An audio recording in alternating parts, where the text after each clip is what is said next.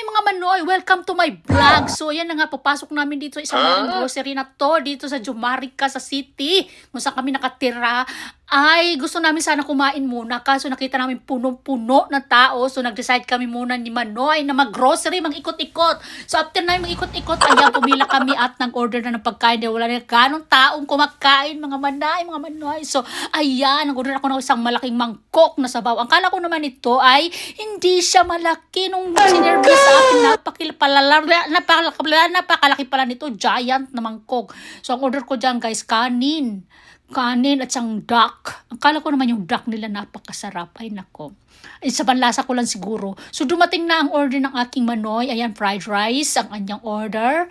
So ayan. At saka isang siomay. Hindi isa. Isang siomay na order. Ayan.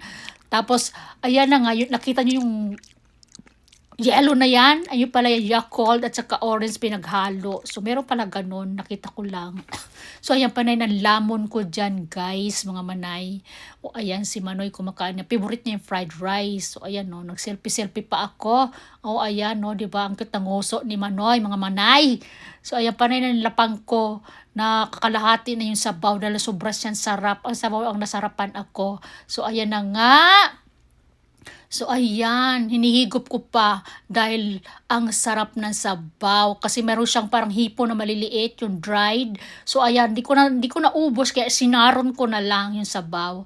Dahil titirahin ko pag uwi namin ng bahay. So, ayan ang siomay ng aking Manoy na order niya. Tinan mo, oh, dami niyang kinain. Pag fried rice talaga, favorite niya yan. Kahit ano siya, kahit apam siya, mahilig siya ng pagkain Pinoy kasi pinaglulutuan ko siya. At sabihan ko, ayan, ang kainin mo. Thank you for watching!